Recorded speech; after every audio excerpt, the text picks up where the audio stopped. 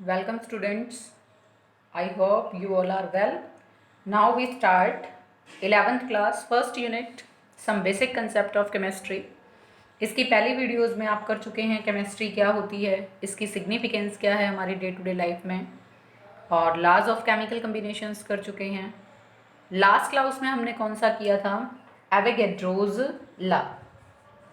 और आज हम क्या करेंगे, एवोगैड्रो लॉ की क्या क्या एप्लीकेशंस हैं। तो हमारा आज का टॉपिक रहेगा एप्लीकेशंस ऑफ एवोगैड्रो लॉ। हमारे पास फर्स्ट एप्लीकेशन है इसकी, reduction of atomicity of elementary gases. Means जो आपके पास एलिमेंट्री गैसेस हैं, एलिमेंट्री गैसेस जैसे हाइड्रोजन है आपके पास, ऑक्सीजन है, क्लोरीन है, इसी टाइप में जो आपके पास गैसेस हैं वो एलिमेंट्री गैसेस हैं। उन गैसेस में कितने एटम्स होते हैं, मींस उनकी एटॉमिसिटी कितनी है। जैसे अगर मैं एटॉमिसिटी यहाँ ऑक्सीजन की देखती हूँ, कितने एटम्स हैं इसमें, 2 ऑक्सीजन, तो यहाँ पर एटॉमिसिटी 2। सेम हाइड्रोजन में भी 2 एटम हैं, क्लोरीन में भी 2 हैं, तो इनकी भी जो एटॉमिसिटी है वो क्या आएगी, 2। लेकिन इस एटॉमिसिटी को हम कैलकुलेट कैसे करते हैं, कैसे फाइंड आउट करते हैं। जैसे अगर मैंने आपसे पूछा कि जो हाइड्रोजन है और ऑक्सीजन है वो कंबाइन करके क्या बनाते हैं, वाटर। अगर मैं इसको बैलेंस्ड फॉर्म में लिखती हूँ तो मेरे पास आता है ये 2, यहाँ पर भी क्या आता है 2। ये हमारे पास बैलेंस्ड इक्वेशन है जिसमें हाइड्रोजन ऑक्सीजन से रिएक्ट करके क्या बना रहा है, वाटर। हमें यहाँ पर दिखाई दे रहा है कि 2 वॉल्यूम आपके पास किसका है, हाइड्रोजन का, कंबाइन कर रहा है 1 वॉल्यूम ऑक्सीजन के साथ, और आपको क्या दे रहा है, 2 वॉल्यूम ऑफ वाटर। यहाँ से इंडिकेशन है हमारे पास ये 2, 1 और 1। अगर मैं यहाँ पर अप्लाई करूँ एवोगैड्रो लॉ को, अप्लाइंग एवोगैड्रो लॉ, तो मेरे पास क्या आएगा, जितना वॉल्यूम है गैस का वो क्या कंटेन करके रखेगा, equal number of molecules. Means 2 volume में आपके पास 2n मॉलिक्यूल्स हैं। ऑक्सीजन के कितने हैं, n मॉलिक्यूल्स, और आपके पास जो वाटर है उसके कितने मॉलिक्यूल्स हैं, 2n मॉलिक्यूल्स। अगर मैं थ्रू आउट इक्वेशन को में n को कॉमन निकालती हूँ तो हम क्या लिखेंगे, 2 मॉलिक्यूल्स आपके पास हाइड्रोजन के, 1 मॉलिक्यूल किसका है, ऑक्सीजन का, और यहाँ से 2 मॉलिक्यूल आपको किसके मिल रहे हैं, वाटर के। अगर मैं थ्रू आउट इक्वेशन को डिवाइड कर दूँ इसको कितने से, 2 से, तो इसका मतलब इसके डिवाइड में 2 आ गया, इसके डिवाइड में 2 और इसके डिवाइड में भी 2। जैसे ही आप इसको डिवाइड करोगे तो आपके पास क्या आएगा, तो आपके पास यहाँ से मिलेगा hydrogen plus oxygen gives rise H2O। ये वाली इक्वेशन थी। हम यहाँ पर आ गए थे जिसमें हमने क्या किया था, डिवाइडिंग थ्रू आउट बाय 2। तो आपके पास यहाँ था ये 2 मॉलिक्यूल, 2/2, 1/2 गिव्स राइज 2/2। 2 से 2 कैंसिल, 1 आ जाएगा, यहाँ हाफ रहेगा और यहाँ पर भी 1 आ जाएगा। तो यहाँ से हम क्या कहेंगे कि जो आपके पास एक मॉलिक्यूल है वाटर का, आपके पास एक मॉलिक्यूल है वाटर का, उसके अंदर क्या है आपके पास, एक मॉलिक्यूल है हाइड्रोजन। मीन्स आप क्या कह सकते हो, 1 मॉलिक्यूल हाइड्रोजन, उसके अंदर कितने एटम्स हैं, 2 एटम्स ऑफ हाइड्रोजन। साथ में यहाँ पर कितना है, हाफ मॉलिक्यूल ऑफ ऑक्सीजन।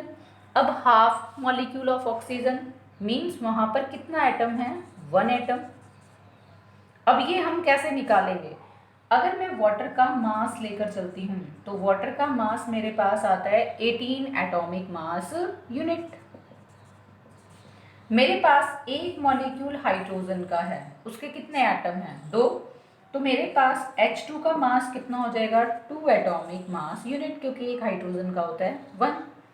अब मैं यहाँ से वाटर किस किस के कम्बिनेशन से बना, हाइड्रोजन प्लस ऑक्सीजन, वाटर का मास 18, हाइड्रोजन का 2, तो ऑक्सीजन का निकालूंगी। तो यहाँ से ऑक्सीजन का मास मेरे पास कितना आ जाएगा, 16, that is atomic mass unit. अब आपको पता है ऑक्सीजन का जो 16 एटॉमिक मास है वो एक एटम के लिए है।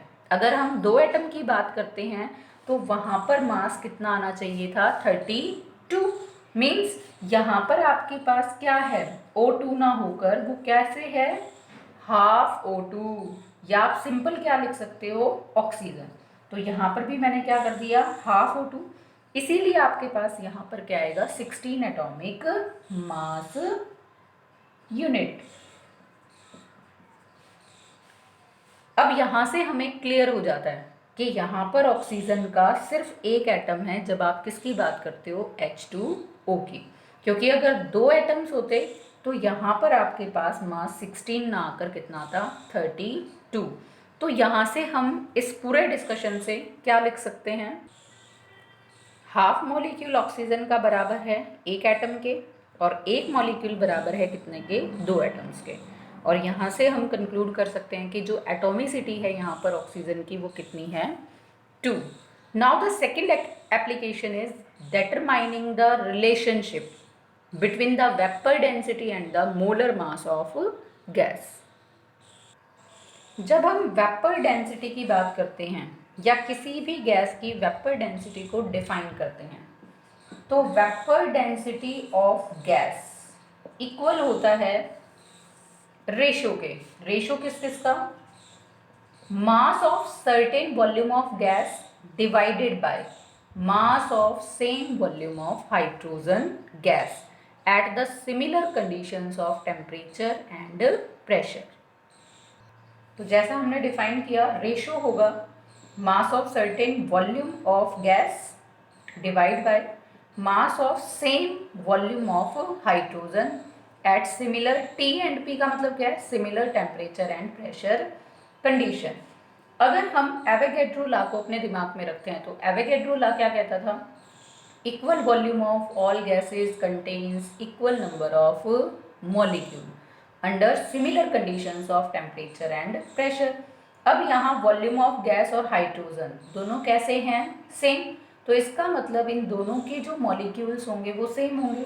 तो हम यहाँ पर वो भी क्या लिख सकते हैं कि जो वेपर डेंसिटी है गैस की वो किसके इक्वल हो सकती है, मास ऑफ सर्टेन वॉल्यूम की जगह मैं क्या कर दूँ, n molecule of gas divide by mass of n molecules of hydrogen.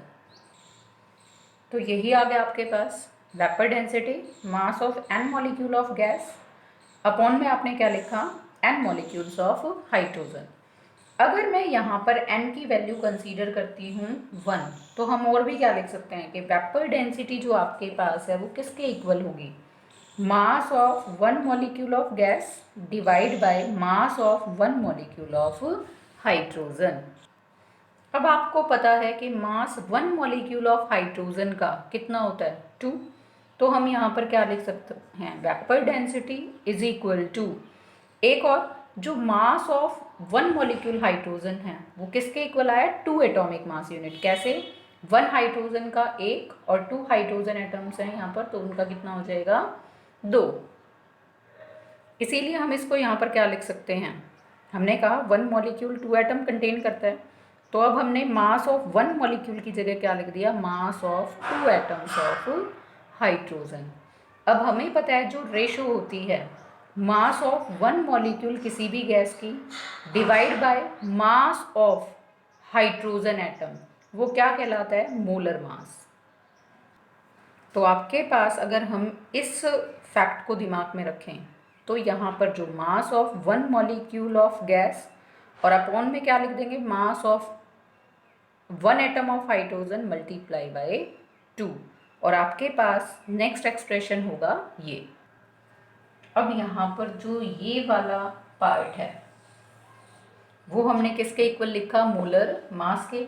तो यहाँ से वेपर डेंसिटी इक्वल आ जाएगी मोलर मास अपॉन 2, या हम लिख सकते हैं 2 को उधर ले जाएं, molar mass is equal to 2 into vapour density. ये एक्सप्रेशन आपको क्या इंडिकेट करता है कि जो वेपर डेंसिटी है वो रिलेटिव डेंसिटी ऑफ गैस भी कहलाती है, क्योंकि वो किसी के रिलेशन में मोलर मास पर डिपेंड करती है। Now the third application is determination of relationship between mass and volume of gas. ये हमारे पास तीसरी एप्लीकेशन आएगी एवोगैड्रो लॉ की। अभी जैसे हमने लास्ट एक्सप्रेशन में किया कि जो मोलर मास है वो किसके इक्वल आता है, 2 into V D, vapour density के। अगर मैं यहाँ पर वेपर डेंसिटी को डेफिनेशन के अकॉर्डिंग एक्सप्लेन करूँ तो हमने लास्ट एक्सप्रेशन में क्या लिखा था कि जो वेपर डेंसिटी है वो किसके इक्वल है, ratio of mass of certain V, V means volume, of G means gas, upon mass of same volume of H means hydrogen gas.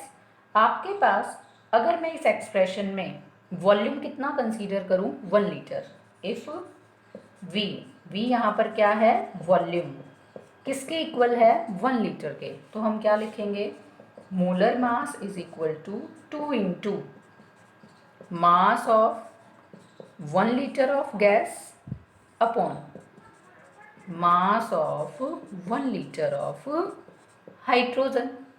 अब हमें पता है जो मास होता है as mass of 1 litre of hydrogen वो कितने के इक्वल आता है, 0.089 ग्राम के।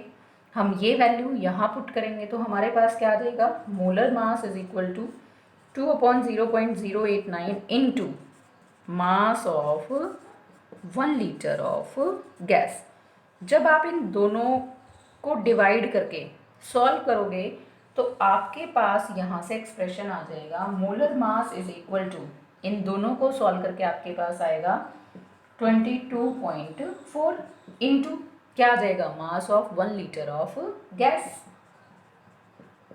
मास ऑफ 1 लीटर ऑफ गैस। अगर मैं इसको इसके साथ मल्टीप्लाई करूं तो मैं और भी क्या लिख सकती हूँ, molar mass is equal to mass of 22.4 litre of gas, G means gas. अगर आप इस एक्सप्रेशन को देखते हो, मोलर मास वाले एक्सप्रेशन को, तो आप यहाँ से क्या कह सकते हो कि जो 22.4 लीटर है किसी भी गैस का, किस कंडीशन पर, एसटीपी पर, तो उसका वेट किसके इक्वल आएगा, मोलर मास ऑफ गैस। और इसको आपने किस में एक्सप्रेस किया, ग्राम में, तो वो क्या बन जाएगा, ग्राम मोलर मोलिकुलर वॉल्यूम, जिसको हम किससे डिनोट कर सकते हैं, GMV से। तो यहाँ से हम डिफाइन कर सकते हैं किसको, GMV को, ग्राम मोलिकुलर वॉल्यूम को, कि 22.4 litre any gas at STP means standard temperature and pressure, weigh equal to molar mass of gas that expressed in gram, जिसको हमने किस में एक्सप्रेस किया है, ग्राम में। ग्राम में एक्सप्रेस किया है इसीलिए इसका नाम क्या है, gram molecular volume. Thanks and have a nice day.